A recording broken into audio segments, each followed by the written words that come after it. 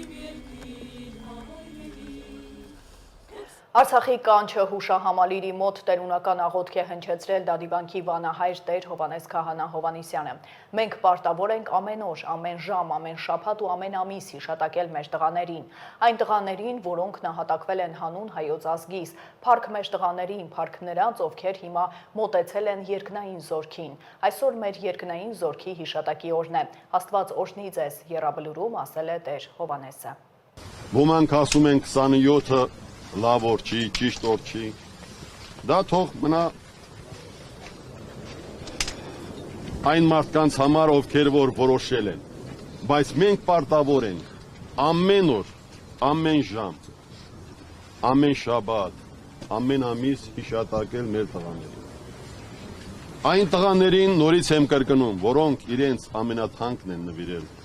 հայրենիքին եւ նահատակվել են անուն ազգիս հայոց։ Փառք մեր տղաներին։ Փառք նրանց, ովքեր որ հիմա միացել են երկնային զորքին։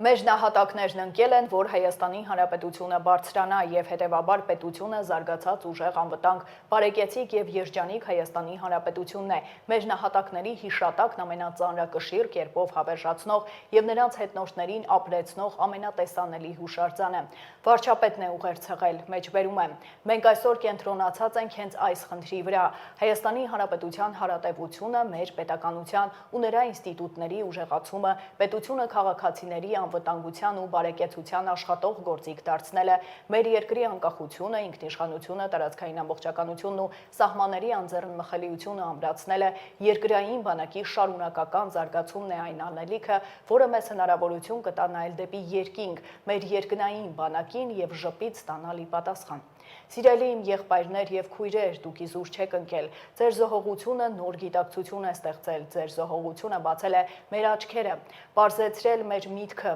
ամրացրել մեր կամքը, ուժեղացնելու մեր պետությունը, կերտելու պետականակենտրոն մի ճանապարհ, որը բարեկեցության, անվտանգության, երջանկության, խաղաղության ճանապարհ է Հայաստանի Հանրապետության ու նրա քաղաքացիների համար։ Արդյունքների միջով մենք ժպտում ենք ձեզ եւ խոնարհվում ձեր հարազատների առաջ, եւ ծնկի ենք գալիս ձեր առաջ, եւ կեցե Հայաստանի Հանրապետությունը, մեջբերման ավարտ։ Փառք նահատակներին եւ կեցե Հայաստանի Հանրապետությունը Facebook-ում գրել է Պաշտպանության նախարար Սուրեն Պապիկյանը։ Գրառմանը կից նախարարը նաեւ տեսանյութ է հրապարակել։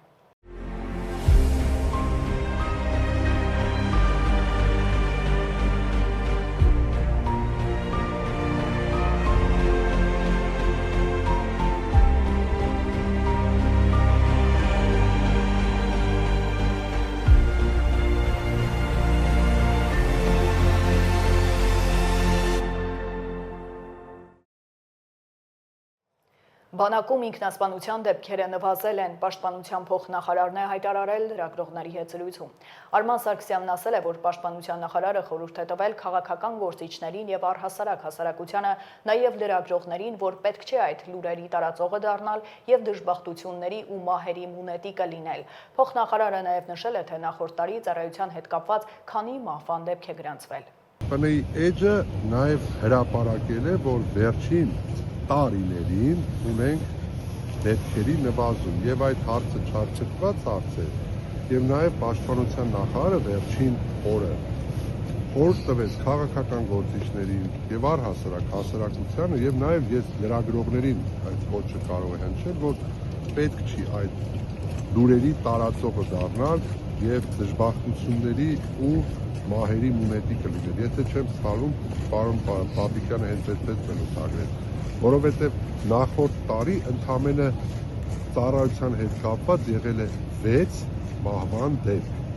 Մնացած թիվը, որը ուռճացված ներկայացնում է, դրանք սովորական կենսաբանական մահեր են, որոնք մարդիկ են, մեր հասարակության անդամներ են, որոնցից մեկը սրտամկանի ինֆարկտով, մյուսը մեկ այլ հիվանդության բերումով մահացել է։ Շուրջ 2 շաբաթ առաջ կանված ինքնասպանության հաստատ զինծառայողների կապված ինչ հնարավոր է եւ դեպքեր լինեն։ Չնկատում եմ կալանավորված զինծառայող է սպայել։ Տղայական այս խոսակցությունը վերացել է։ Շարունակենք, արտգործնախարարը Ստրասբուրգում հանդիպել է Եվրոպայի խորհրդի մարդու իրավունքների եվրոպական դատարանի նախագահ Մաթիաս Գիոմարի հետ։ Զրուցակիցները մտքեր են փոխանակել Հայաստանի եւ ՄԻԵԴ-ի գործակցության, իրավունքների գերակայության ապահովման, անկախ արդարադատության խթանման հարցերի շուրջ։ Գոհունակությամբ նշվել է դատարանի հետ տարբեր մակարդակներում ակտիվ ներգրավվածությունը։ Արարատ Միրզոյանն ու Մաթիաս Գիոմարն անդրադարձել են ՄԻԵԴ վճիռների կատարմանը։ Նախարար Միրզոյանը նշել է վճիռների կատարման եւ վերահսկողության փակման հարցում Հայաստանի գրանցած բարձր ցուցանիշը, ընդգծելով ժողովրդավարական սկզբունքների եւ մարդու իրավունքների պաշտպանության հարցերում շարունակական բարեփոխումների գործում Հայաստանի Հանրապետության վճռականությունը։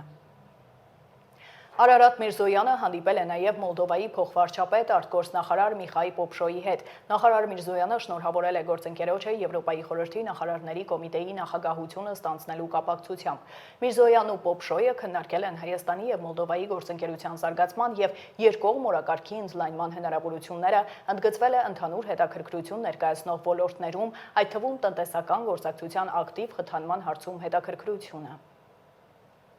Հանրապետություն կուսակցությունը մասնակցելու է առաջիկա խորհրդարանական ընտրություններին եւ կողմնորոշված է վարչապետի թեկնածուի ընտրության հարցում։ Կուսակցության առաջնորդ Արամ Սարգսյանը սոցցանցում հայտնել է, որ վարչապետի թեկնածուն ինքն է լինելու, որովհետեւ կարծում է, որ խորհրդարանում պետք է լինի ամբողջությամբ արևմտյան արժեքները պաշտպանող քաղաքական ուժ կամ ուժի ներկայացուցիչ։ Հիշեցնեմ, ընտրությունները հունիսի 7-ին են։ Եթե ունես 3 միլիարդ դոլար, որից 2.9 միլիարդը գտնվում է Դիզբոնում, ապա քո շահերի կենտրոնը դառնում է Դիզբոնը։ Էկոնոմիկայի նախարարն է գրել, տեսաուղերձին կից զուգահեռներ տարել հին աշխարհի ու ներկա ժամանակների այսպես կոչված կախվածությունների միջև։ Գևորգ Պապոյանը կոչ է արել այնպես անել, որ իր խոսքով Դիզբոններն ու Դիզբոններից եկած մարդիկ այլևս Հայաստանի քաղաքական կյանքում տեղ եւ դերակատարում չունենան, որովհետեւ նրանց շահերի կենտրոնը Հայաստանը չէ, եւ դու չես կարող անել այլ բան, քան Դիզբոնի շահն է պահանջում, ասել է նա։ Հին աշխարհի, այդ թվում նաև Հայաստանի պատմության մեջ կան բազմաթիվ դրվագներ, երբ հզոր կայսրությունները, որպիսի կախվածության մեջ պահեն իրենցից ավելի փոքր, ավելի թույլ հարևան պետություններին, թագավորություններին հաճախ արել են հետևյալը։ Ստիպել են, որպիսի հարևան փոքր թագավորության թագավորը իր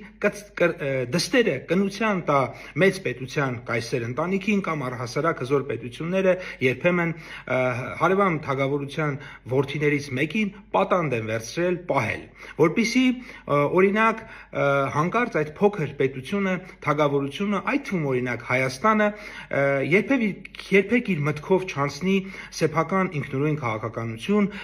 վարել, սեփական շահը հետապնդել, որովհետև այդ դեպքում արդեն այդ փոքր պետության, այդ թվում նաև Հայաստանի թագավորը գիտի, որ իր դստեր կամ իր որդու հետ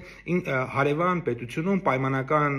Դիզբոնում կամ Հռոմում իրենց հետ ինչ որ մի վատ բան կպատահի։ 21-րդ դարում ըստ էության կարիք չկա դստերը կնության տալ կամ հարևան պետության թագավորին կամ որդուն պատանդ թողնել։ Այդ դերակատարումը ստանձնում է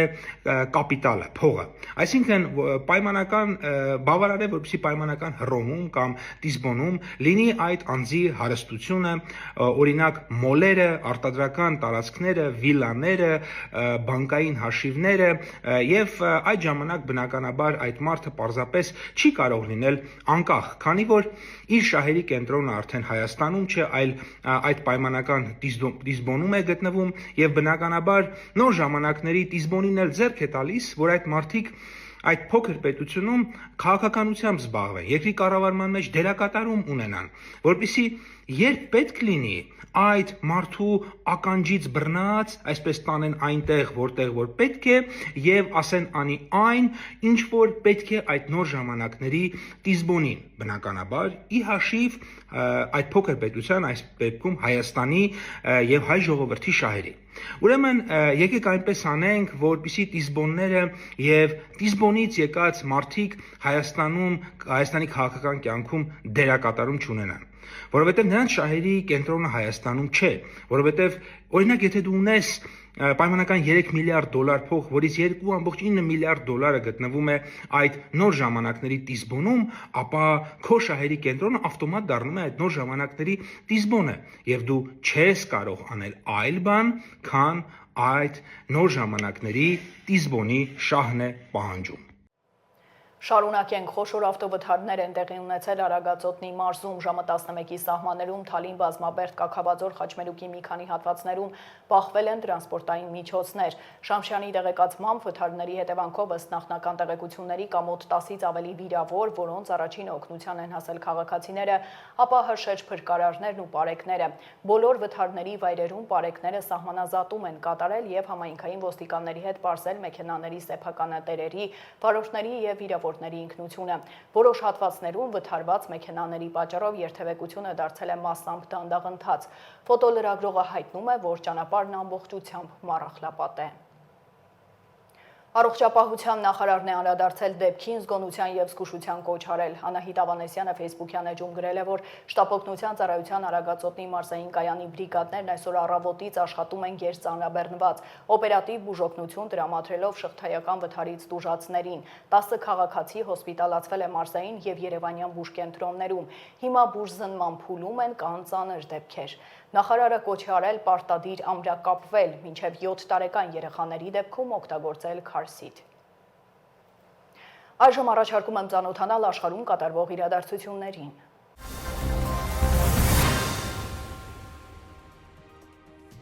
Չինաստանն ակնկալում է, որ Ֆինլանդիան կառուցողական դեր կխաղա Չինաստան-Եվրոպա հարաբերությունների զարգացման գործում։ Հայտարարել է Չինաստանի նախագահ Սի Ցզինփինը Պեկինում Ֆինլանդիայի վարչապետ Պետերի Օրպոյի հետ հանդիպման ժամանակ։ Չինաստանի նախագահը նշել է, որ ժամանակակից աշխարհը բախվում է բազմաթիվ ռիսկերի եւ մարտահրավերների, եւ միջազգային հանրությունը պետք է համատեղ աշխատի դրանց հաղթահարման համար։ Չինական կողմը պատրաստ է համագործակցել Ֆինլանդիայի հետ ՄԱԿ-ի վրա կենտրոնացած միջազգային համակարգը եւ միջազգային իրավունքի վրա հիմնված միջազգային կարգը վճռականորեն պաշտպանելու, համատեղ լուծելու գլոբալ մարտահրավերները, ինչպես նաեւ խթանելու արդար եւ կարգուկանոնով լի բազմաբևեռ աշխարհը եւ ներառական տնտեսական գլոբալիզացիան, նշել է Սի Ցզինփինը։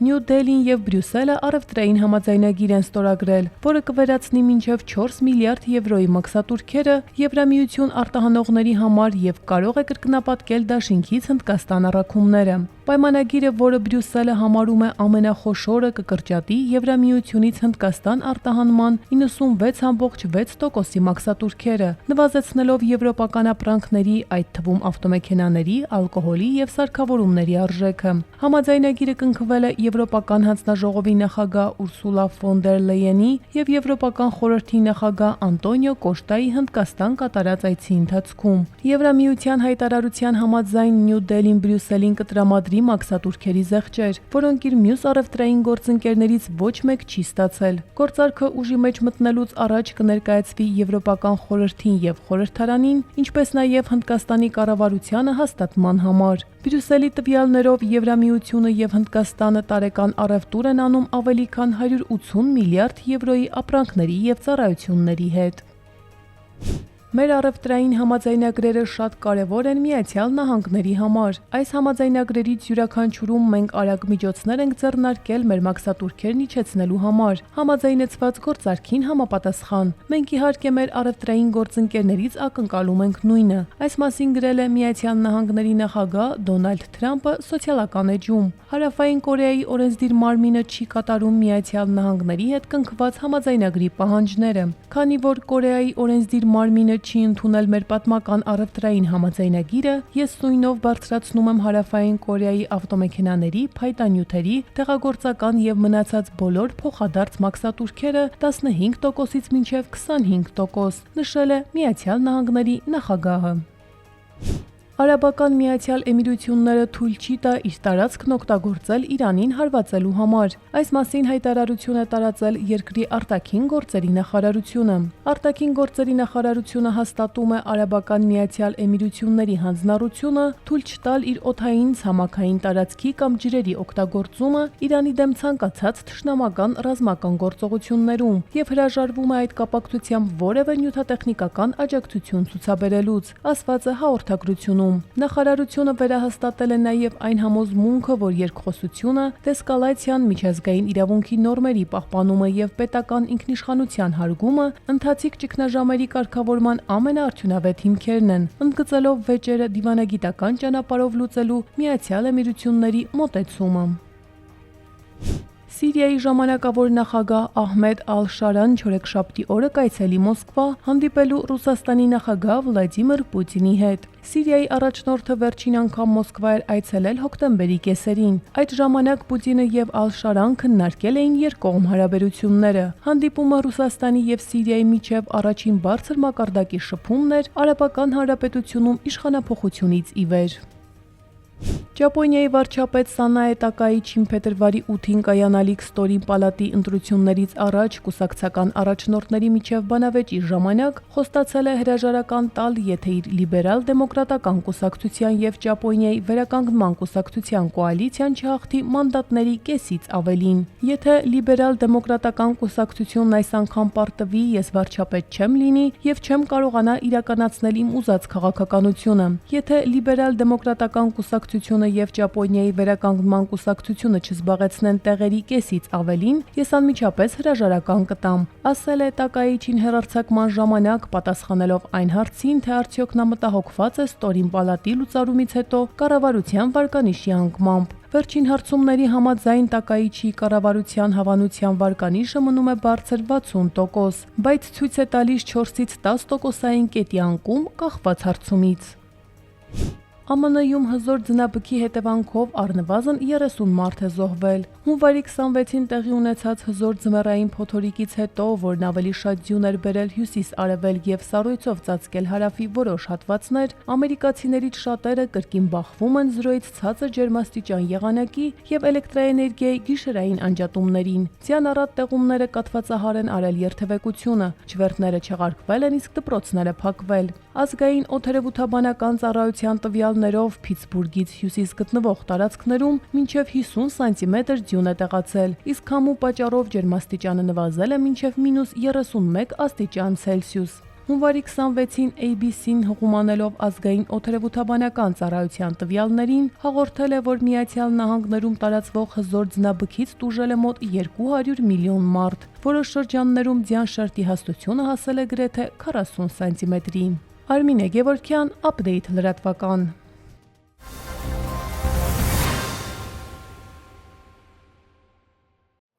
Եվ միջպետական ու հանրապետական նշանակության բոլոր ճանապարհները բաց են։ Ճանապարհների սպասարկման համար պատասխանատու կազմակերպությունները շարունակում են մաքրման եւ աղավազով մշակման աշխատանքները։ Վարդենյաց լեռնանցքը դժվար անցանելի է կցորդով տրանսպորտային միջոցների համար միայն անվաշղթաների կիրառմամբ։ Եղեգնաձորի, Կոտայքի, Արարատի, Թալինի եւ Աշտարակի շրջանների ավտոճանապարհներին մառախուղ է, տեսանելիությունը 80-ից 150 մետր։ Վարորդներին հորդորում են լինել ուշադիր, պահպանել երթևեկության կանոններն ու երթևեկել բացառապես ձմեռային անվադողերով։ Վաղը եղանակը կլինի առանց ստեղումների։ Այսքանը դուք դիտում եք Update լրատվականը, հիշեցնեմ վայրկյաններ անց վերլուծությունն է, բաց չթողնեք, իսկ ես ձեզ հրաժեշտ եմ տալիս, հաջողություն։